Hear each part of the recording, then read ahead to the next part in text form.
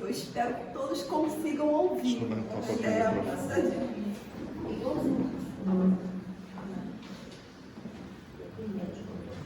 Testando. Tá ótimo. Ótimo. Como perceberam, preciso mesmo de vibrações, remédio, preces. Bom dia a todos. Bom dia.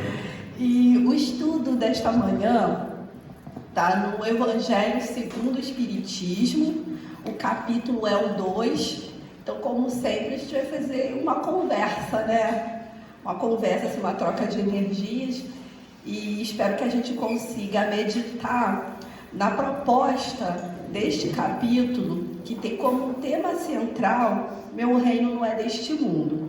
Só que o ponto que hoje nós vamos focar é um ponto de vista. Para a gente começar a conversar, a gente só vai fazer um breve relato do contexto, do porquê Jesus vem e nos fala: meu reino não é deste mundo. Então, Jesus estava tendo uma conversa, na verdade, com Pilatos. Ele estava, na verdade, sendo julgado. E esse julgamento, como tantos outros que aconteceram com Jesus, resultaram, obviamente, todos nós sabemos, né, na sua crucificação. E aí Pilatos, ele vem para Jesus e pergunta assim: és o rei dos judeus? Aí Jesus responde: meu reino não é deste mundo. Se o meu reino fosse deste mundo, os meus súditos teriam combatido para impedir que eu caísse nas mãos dos judeus. Mas meu reino ainda não é aqui. Então, só para a gente entender um pouquinho esse cenário extremo, Jesus estava sendo julgado naquele momento. Obviamente que Jesus, como era uma figura muito, vamos dizer assim, badalada, né? Jesus arrastava multidões, ele era o assunto do momento, e naquela época vivia-se um cenário de uma guerra civil, e obviamente o governo estava um pouco atormentado de saber que tinha alguém que poderia competir, né? Todo mundo estava dizendo que Jesus era o rei dos judeus. Então, logo que a governança se sentiu um pouco abalada de achar que tinha alguém que seria um rei, que fosse deposto, e Jesus entraria no lugar. E aí, todo esse cenário, como a gente já havia dito, iria resultar na morte de Jesus da pior forma possível, como um criminoso, inclusive. Pilatos pergunta a ele se ele realmente era rei dos judeus, e Jesus calmamente responde: meu reino não é deste mundo. Agora imagine se fôssemos nós. A gente está ali no meio de um julgamento, prestes a receber uma sentença de morte. Aí vem o rei e pergunta: você quer ser rei no meu lugar? O que a gente ia dizer? Não, que isso? Imagina! Isso aí é um desespero, né? Só para poder fugir da morte difícil, né? Jesus não. E é isso que eu gostaria que os irmãos focassem, porque essa é, na verdade, a essência do estudo de hoje da gente. A calma e a tranquilidade que Jesus passou ao responder Pilatos desta maneira, dizendo: meu reino não é deste mundo. E aí, quando chegamos no Evangelho segundo o Espiritismo, Kardec ele vai levantar alguns pontos de vista que vai nos ajudar a compreender o verdadeiro significado dessa frase de Jesus, porque na verdade ali encerra uma verdadeira filosofia de vida que nós, como crentes da imortalidade da alma, precisamos compreender se ainda já não o fizemos. E aí, vou falar com os irmãos, na verdade eu vou ler o primeiro ponto e a gente vai conversar sobre ele, a fim de que reflitamos nestas palavras de Jesus. E assim diz: a ideia clara e precisa que se faça da vida futura propiciona inabalável fé no porvir, Fé que acarreta enormes consequências sobre a moralização dos homens, porque muda completamente o ponto de vista sobre o qual encaram eles a vida terrena.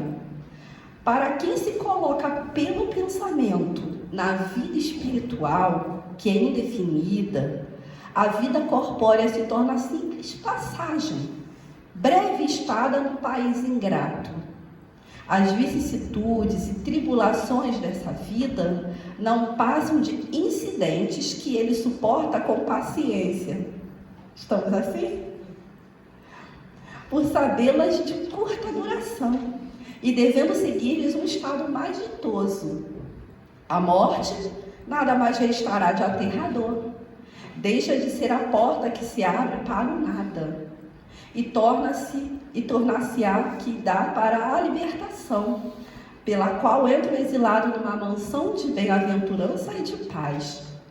Sabendo temporária e não definitiva a estada no lugar onde se encontra, menos atenção presta às preocupações da vida, resultando-lhe daí uma calma de espírito que tira aquela muito do seu amargor. Então vamos lá. Creio eu que todos que estão aqui essa manhã devem acreditar na vida após a morte, né? Que essa vida aqui é passageira, transitória, não é a verdadeira, que existe uma vida de fato plena que nos aguarda.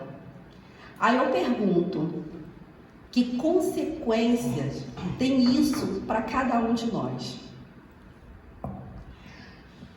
Será que diante de um cenário de dificuldade na vida que a gente passa, e olha que são tantos, né? Desemprego, doença, a despedida de um ente querido, como a gente se comporta diante, como ele diz aqui, das vicissitudes da vida material? Porque a vida aqui na Terra, ela não é feliz. Ela não é feliz para ninguém. E vou dizer por quê. Por mais que a gente possa ter, às vezes, uma vida um pouco mais estável, temos nossa casinha, nossa família, às vezes a gente tem até um bom carrinho, mas vocês conseguem ser felizes sabendo que o teu vizinho do lado está passando necessidade? Vocês conseguem ligar a televisão e não se abalar de um cenário de guerra, mesmo que seja em outro país? De vocês olharem uma cena onde outras pessoas estão sofrendo violência, sejam elas de qualquer matizes, seja violência psíquica, seja física, não importa. Vocês conseguiriam se sentir plenamente felizes?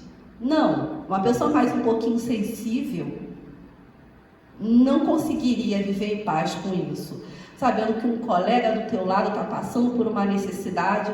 Então não é questão da gente ser feliz aqui nessa terra. A felicidade não é daqui. E é isso que preocupa Jesus em relação ainda à nossa mentalidade, porque a gente tem invertido o papel. A gente, por estar estagiando na matéria, a gente esquece ao mergulhar nela muitas vezes que esta vida é transitória, que a gente não tem por que buscar a felicidade plena aqui, porque ela não é deste mundo. Inclusive Jesus disse, o meu reino não é deste mundo. O que ele quer dizer com isso? A felicidade ainda não é deste planeta. Um dia vai ser, mas ainda não é. E quando a gente fica aqui colocando todos os nossos esforços para ter uma vida o mais pleno possível na vida material, o que muitas vezes acontece é que a gente acaba esquecendo da vida espiritual. Hoje nós estamos aqui porque nós temos a plena certeza de que precisamos buscar algo para complementar a nossa vida. Mas a gente faz mais alguma coisa, espiritualmente falando, por nós, além de vir aqui às reuniões da casa? Muitas pessoas, na verdade, em relação ao alimento espiritual, estão desnutridas. E como é que a gente sabe que, de fato, nós estamos compreendendo as palavras de Jesus ao dizer que meu reino não é deste mundo? quando diante das situações, como nós nos comportamos. Será que a gente entra em desespero? Será que simplesmente a gente entra em depressão porque aconteceu alguma situação difícil na nossa vida? A gente perde aquela vontade de viver, se desespera? Se isso ainda acontece, é porque realmente a gente ainda não se compenetrou de que de verdade o reino que Jesus nos prometeu, a gente está confundindo, está achando que é aqui nessa vida. Então quer dizer que a gente tem que desprezar a vida na matéria? Óbvio que não. Até porque há uma razão de estarmos aqui, né? Essa razão todos nós conhecemos, sempre vamos relembrar para não esquecermos, né? Apesar de sermos espíritos, na nossa origem, Deus nos criou simples e ignorantes, ou seja, sem o saber. E na sua infinita sabedoria, Ele fez com que nós tivéssemos a participação em construir um estado de plena pureza, que onde Jesus já chegou, a gente também vai chegar. Mas esse é um processo de construção nosso. Se desde o início permanecêssemos na nossa essência, a gente não iria progredir. E a vida na matéria, como ela é oposta à vida espiritual, preste atenção, ela é oposta à vida espiritual, ela de certa forma impele, instiga o espírito a se movimentar. Aí olha só como é que Deus é o máximo, né, de sabedoria. Ele fala assim, sabe que a vida espiritual sempre, com certeza, é a melhor do que na vida material? Para que os espíritos, ao encarnarem, não durar só um dia de reencarnação, vou colocar neles o instinto de conservação. Para que, mesmo num cenário hostil, de uma vida difícil, a gente ainda queira melhorar o espaço onde a gente viva. Então, isso é necessário, o instinto de conservação, para que a gente não venha a desprezar a vida na matéria. Mas isso, gente, não é para fazer o efeito contrário, que muitas vezes a gente observa, de se apegar à vida material. Aí eu pergunto para os irmãos, todo mundo aqui dorme, todo mundo sonha, né? Pode nem se lembrar dos sonhos. Mas o que os irmãos acham que é mais importante? Quando vocês dormem ou quando vocês acordam? Podem falar a verdade, o que vocês acham? Eu falei que é uma conversa hoje. O Rosante, ela diz o quê? Os dois são importantes. Mas qual é o mais importante? Vocês já pararam para pensar? Eu prefiro dormir, gente. Quando eu estava passando por uma fase um pouco difícil na minha vida há um tempo atrás, aí eu estava fazendo terapia para poder me ajudar a lidar com as minhas emoções. E aí eu tinha consulta, era nas terças e nas quintas, então assim, um dia ou outro intercalava. Aí quando eu chegava na terça, aí começava a conversar com a minha psicóloga, e aí ela falava assim, Fabiana, quais são as metas, o que você está traçando para essa nova realidade de vida que você está buscando? Aí eu falava algumas coisas. Passava a quarta, quando chegava na quinta, ela me fazia a mesma pergunta, só que a minha resposta já era outra. Aí ela, observando tanto essas oscilações, ela perguntou assim para mim, o que tem acontecido durante o seu dia? Que toda vez que você chegar aqui no consultório, você já está falando outra coisa, você antes já estava pensando uma coisa, hoje é outra. Aí eu começava a relatar meu cotidiano nela. Eu não percebi nada que pudesse impactar tão radicalmente assim a sua percepção, né, dos seus alvos. E olha que ela era espírita. Aí ela falou assim, peraí, vamos fazer o seguinte, passe a anotar os seus sonhos. Passa a anotar os seus sonhos, porque eu estou observando que, na verdade, as verdadeiras resoluções que você tem tomado, e que quando você acorda, tua cabeça está completamente diferente, você não está tomando enquanto você está acordada, mas sim enquanto você está dormindo. Essa é a verdadeira vida espiritual. Enquanto vocês estão dormindo, Porque, de fato, os espíritos, lá a partir do número 400 do Livro dos Espíritos, quando vai falar da emancipação da alma, eles vão dizer que o pequeno recreio que nós aqui encarnados, apesar da vida material, os espíritos, Deus, na verdade, nos permite que a gente recobre, mesmo que parcialmente, um pouquinho da vida espiritual. E é lá que enxergamos um pouquinho melhor e tomamos as resoluções que muitas vezes vão se aplicar no nosso dia a dia e a gente nem se dá conta. Quando a gente está aqui agora, parece que essa que é a verdadeira vida, mas ela nunca foi. Nunca. Ela é aqui só para você botar em prática as resoluções que a gente toma enquanto nós podemos parcialmente nos libertar. Então, a verdadeira vida é a espiritual. Se vocês ainda não tiveram essa plena certeza, sabe o que vai acontecer? Vão entrar em desespero em qualquer situação, em momentos difíceis, sejam de doenças. E olha o cenário que a gente começou a falar, o de Jesus. Jesus estava sendo julgado e prestes a ser levado à morte. E tranquilamente ele fala: meu reino não é deste mundo. Que coragem, que fé. E era isso que ele queria passar para a gente. Que diante das dificuldades, a gente pode manter essa mesma postura. Ah, Fabiana, você está viajando muito, ó.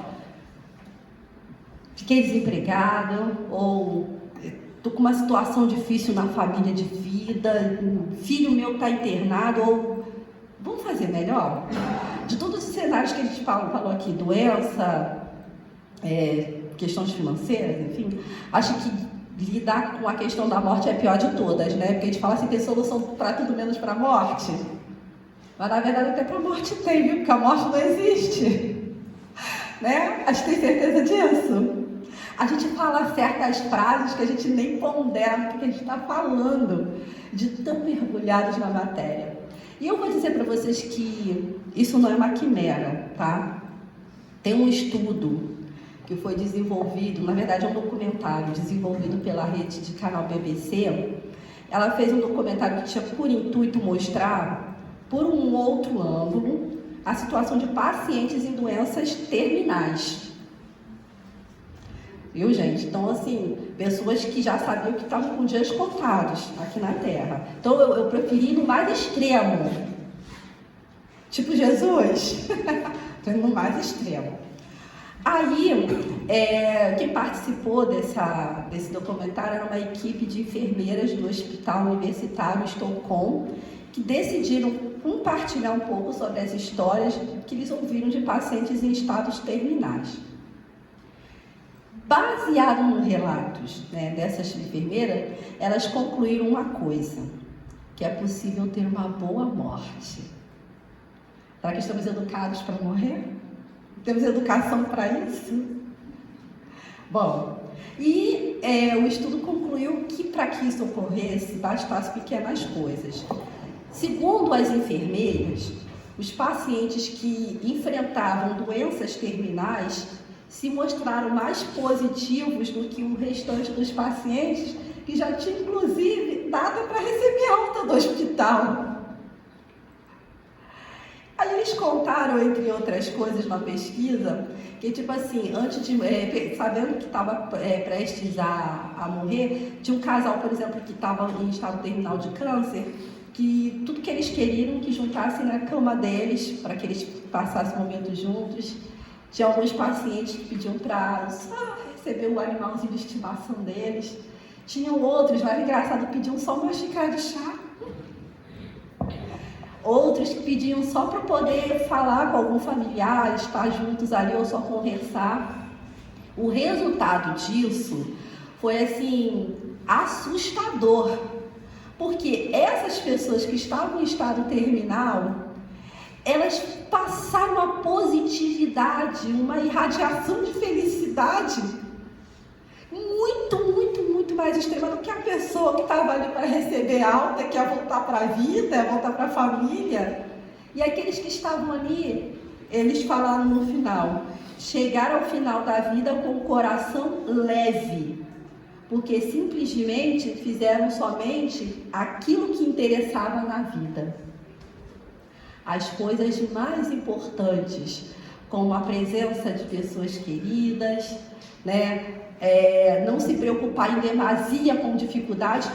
Inclusive no documentário falou que muitas pessoas lamentavam o fato de terem trabalhado muito para pagar inclusive planos de saúde caríssimos e estavam ali em estado terminal.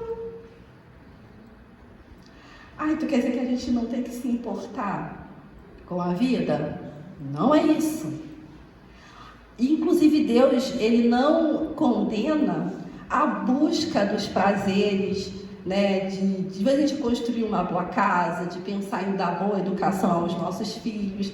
Isso faz parte da vida material, é necessário para que estimule o espírito, a inteligência, a vida em sociedade. Isso tudo faz parte do crescimento. A única diferença é uma só: o apego que a gente tem a isso. Aí a gente fala, a minha casa, o meu carro, não é nada seu. Você não tem casa, você não tem carro. Acreditem, vocês não têm casa, vocês não têm carro, vocês não têm essas roupas. De repente é do corpo, né? Que você pode ser enterrado com ela.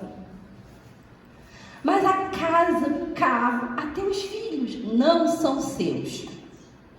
São empréstimos. Está emprestado, é uma ferramenta para que você possa desenvolver bem as suas habilidades, você possa crescer espiritualmente, mas depois você vai ter que prestar conta ao Pai. Olha, eu estou devolvendo tudinho para você. Por isso que a gente tem observado muito que as pessoas os seres humanos têm morrido muito mal, chegado muito mal à pátria espiritual.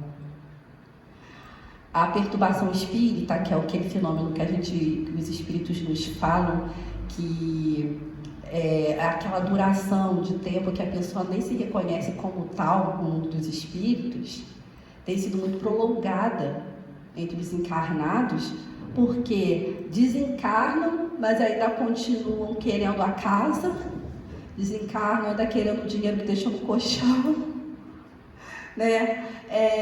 E ainda tem que observar o horror das pessoas brigando por herança do que você deixou, né? E a gente se apegando a tudo isso, e que no final a gente não vai poder levar nada. O que a gente leva são as conquistas morais, as conquistas espirituais, e a gente perdendo tempo, muitas vezes em discussões, e muitas vezes em trabalhos que a gente acaba nem conseguindo ver um ente querido. Eu não estou falando porque tem profissões realmente que nos pedem demanda de tempo, mas se você tem condições de poder dosar e viver um pouco mais a vida em coisas mais simples, se empenhar em coisas que verdadeiramente são conquistas do espírito. Aí tem gente que fala assim, eu ouvia isso muito quando era testemunha de Jeová, quando eu batia de porta em porta, aí eu falava assim para as pessoas, olha, vamos buscar o reino de Deus, as coisas de Deus. Aí a pessoa falava às vezes assim, mas eu ouvi isso muito, mas eu vou terminar de montar minha casa, fazer tudo, depois aí sim eu vou me dedicar, eu vou correr atrás. Aí chega na hora, gente, não tem nem tempo para isso. E Jesus sempre falava, colocai o reino de Deus em primeiro plano, e depois todo o resto. Quem tem essa fé? Então, é a questão da gente poder observar que o Espiritismo, ele nos traz essa perspectiva, quando ele realça as palavras de Jesus, quando ele fala que meu reino não é deste mundo, porque justamente a gente passa a viver plenamente o Espiritismo, porque uma coisa é estudar, outra coisa é compreender, e mais ainda é viver. E aí, diante das situações da vida, a gente não vai se perturbar, não vai, em pequenas coisas, a gente não vai se desequilibrar. E aí, no final, a conclusão do documentário que a gente falou lá da BBC, elas concluíram o seguinte: não é o processo de doença ou de morte que você passa, mas sim como você passa. Jesus deixou bem claro: no mundo havereis tribulações. Todos nós vamos passar. Então, se hoje a vida de alguém está aí calminha, espera, né? Por quê? Como já falamos, a vida aqui não é para isso. Mas quando vocês se focam de que essa é a verdadeira vida, realmente, aí eu vou concordar que vai ficar muito difícil vocês passarem por qualquer situação. Vamos ao segundo ponto de vista que Kardec levanta. Ele fala assim: pelo simples fato de duvidar da vida futura, o homem dirige todos os seus pensamentos para a vida terrestre. Sem nenhuma certeza quanto ao porvir, dá tudo ao presente. Nenhum bem divisando mais precioso do que os da terra, torna-se qual a criança, que nada mais vê além de seus brinquedos. E não há o que não faça para conseguir os únicos bens que lhe se afiguram reais. A perda do menor deles lhe ocasiona caustiante pesar, um engano, uma decepção, uma ambição insatisfeita, uma injustiça que seja a vítima, o orgulho ou a vaidade feridos, são outros tantos tormentos que lhes transformam a existência numa perene angústia, infligindo-se ele, deste modo, a si próprio, verdadeira tortura de todos os instantes. E o engraçado que esses estudos que a gente recebe não é por acaso, né? Aí, essa semana mesmo, eu passei por uma situação assim angustiante. Eu sempre no trabalho, né? O trabalho é um campo maravilhoso pra gente. E aí, eu fui falar com a minha gerente sobre um processo que a gente tinha que fazer. E aí eu precisava recolher uma assinatura de um dos diretores lá da empresa. E eu falei assim para ela: só que o certificado está com você. Será que a gente pode usar para assinar? Ela: sim, me passa o documento por e-mail, que eu vou assinar aqui. Tá ok, cadê? Passei para ela, falei: aqui ó, o documento. Ela me responde assim no e-mail: vem pegar o certificado e assine você mesmo. Gente, aquilo, eu falei assim: meu Deus, que gratuidade. Gente, ela foi super grossa. Aí eu comecei, gente, do nada, assim, se eu tava no céu, eu fui que nem André Luiz no filme Nosso Lar. Ele tava lá no Nosso Lar, de repente, do nada foi pra um umbral. Só começou a pensar uma coisa, eu fui pra um umbral. É assim que eu fiquei. Gente, e eu chego assim no trabalho, todo mundo que me conhece, eu toda hora tô rindo, né? Aí minha companheira do lado de trabalho falou assim: menina, o que aconteceu? Você tá tão pra baixo. E, gente, aquilo acabou. Não foi com o meu dia, com a minha semana. E eu cheguei em casa angustiada. Eu falei assim: meu Deus, mas eu vou pegar e eu vou conversar com essa mulher. E ela vai ter que entender. Eu quero saber qual o problema que ela tem comigo. Eu quero entender isso, gente. Do nada. Eu converso com ela, que é maluca. E aquilo começou. Aí eu falei assim, a minha colega: pode até falar, mas veja bem. Eu falei: hoje eu vou tomar um café na cozinha. Aí eu acho que os espíritos deram ajuda. Eu falei: olha, me ajudem a colocar as palavras certas na minha boca. Os espíritos não vão botar nada, mas nem precisa falar, porque nem para falar, você não está bem para falar. E aí eu dei aquela parada, respirei fundo, voltei para minha cadeira. De repente, em cima do mesmo e-mail que eu acabei de fazer o processo, né? Fui lá, assinei, entreguei, e aí o documento foi liberado lá pela prefeitura. Ela chegou para mim: parabéns, excelente trabalho. Falei: no fim, o que eu quero dizer com vocês com isso?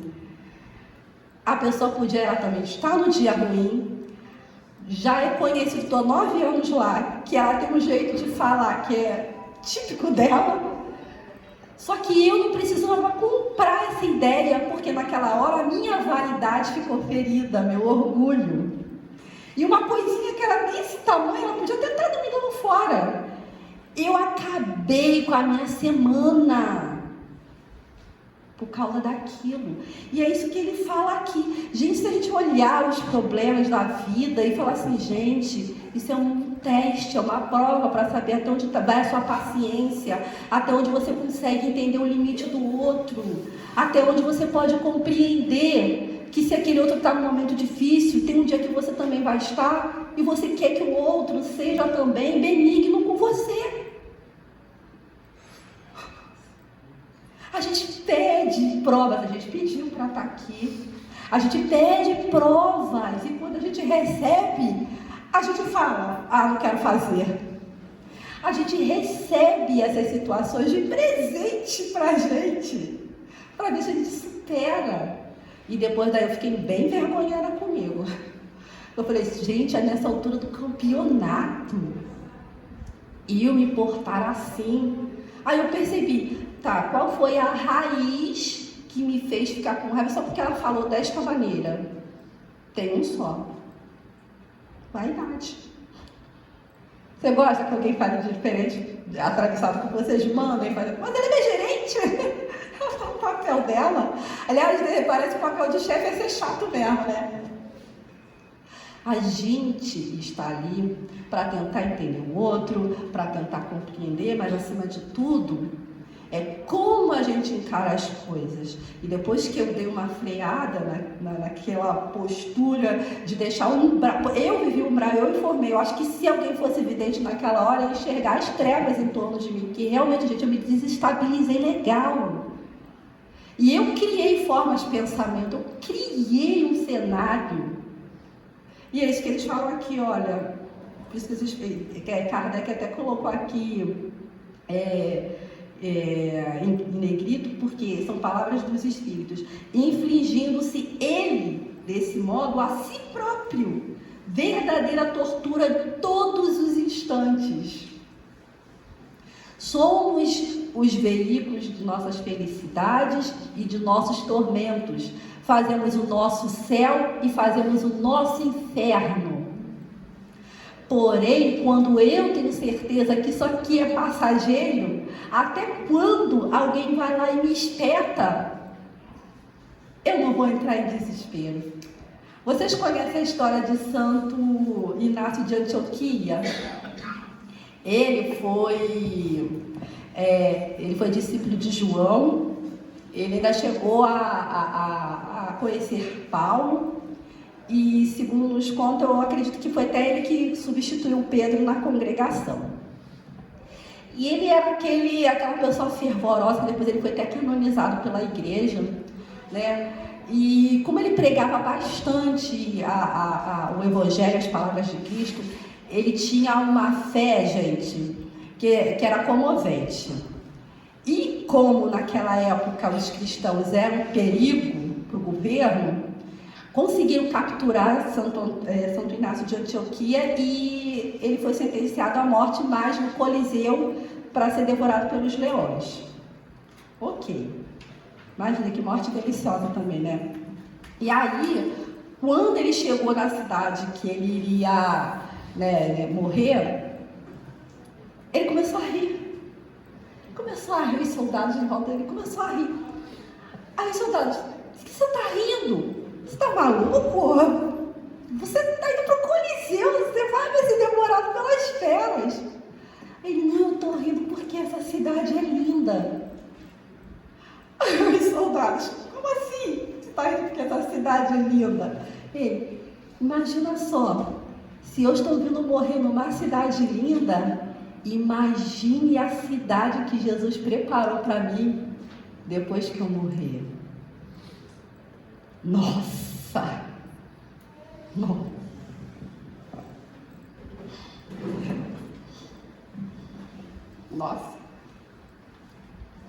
Sem palavras.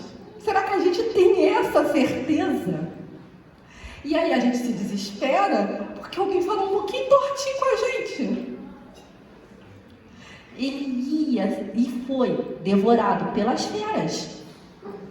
Mas ele falou: nossa, eu vim morrer num lugar bonito. Imagine um lugar que eu vou encontrar, que Jesus preparou para mim quando eu entrar no reino dele.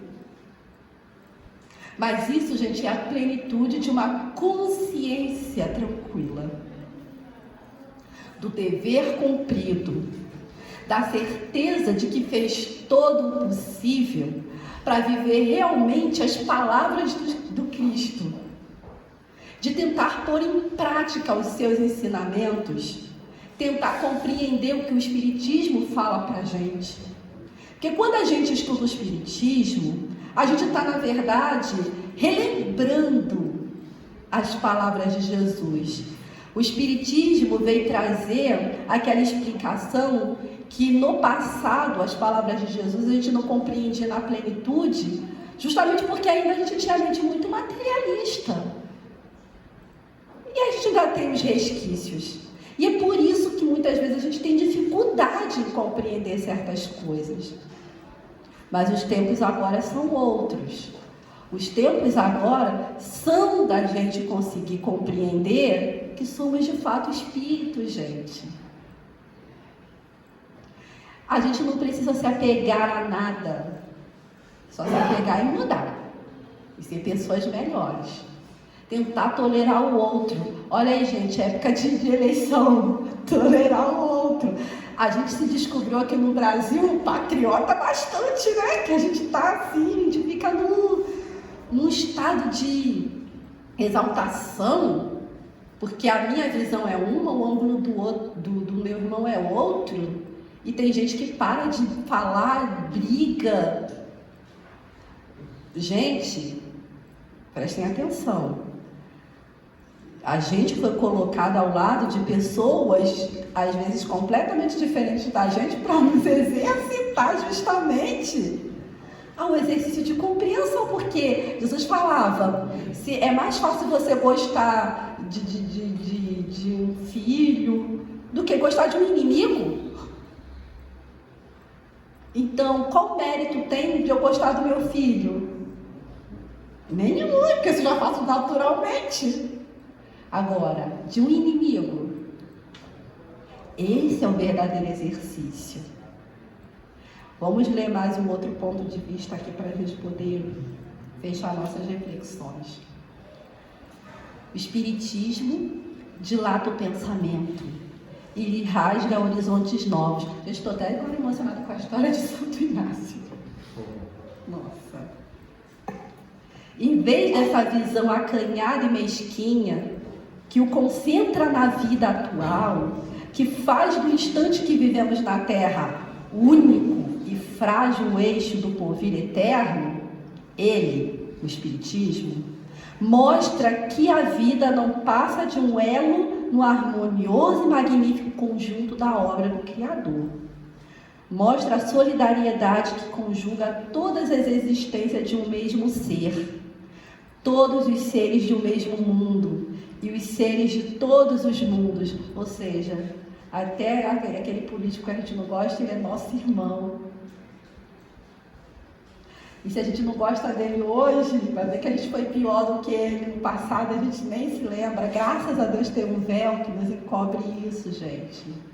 Eu sei que é difícil, mas se a gente está passando por isso, é esse exercício que a gente precisa da caridade.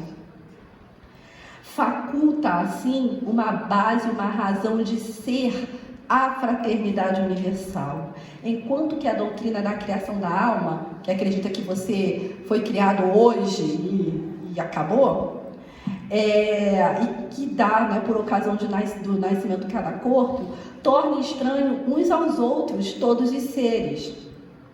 Essa solidariedade entre as partes de um mesmo todo explica o que inexplicável se apresenta, desde que se considere apenas um ponto. Esse conjunto, ao tempo do Cristo, os homens não teriam podido compreender, motivo porque ele reservou para os outros tempos o fazer conhecido, como agora o Espiritismo, ele tem nos descortinado essa perspectiva. É aquele irmão que a gente olha um pouquinho mais difícil, que na verdade, ontem eu estava conversando até com uma amiga, que ela falou assim, o namorado dela falou assim, nossa, você tem uma facilidade para poder fazer uma leitura dos outros, mas de você mesmo você não consegue. Isso é muito difícil para mim. Eu falei assim, é mais difícil ainda porque parece impossível, sabia? Porque Jesus falou que você primeiro tem que tirar a trave do seu olho, para depois você falar do seu irmão. Então, se você tem uma trave no olho, como é que você consegue enxergar o problema do outro? Na verdade, você não está enxergando o problema do outro. É você que se reflete e acha que é do outro. Mas o problema é seu. Não tem como. É matematicamente impossível. Então, tudo isso, o Espiritismo, ele começa a descortinar-nos, começa a mostrar pra gente que realmente a verdadeira vida é a do porvir. Esse é o ensaio, é necessário, vamos estagiar não só neste mundo material, mas em outros, até que a gente chegue ao estado de pureza do Cristo, que não precisava mais reencarnar. Ele só esteve aqui em missão, porque ele fez questão de pessoalmente nos mostrar que o reino dele não é deste mundo. Gente, muito obrigada pelas energias, até a minha voz deu uma ajudada, né? Que delícia! E que a gente possa continuar os nossos estudos. E eu queria que vocês ficassem com essa história do Santo Inácio na cabeça. Eu fiquei, gente, me emocionei. Para a gente não esquecer nunca por que estamos aqui. Obrigada, gente. Obrigada, amiga. Obrigada. Você dá uma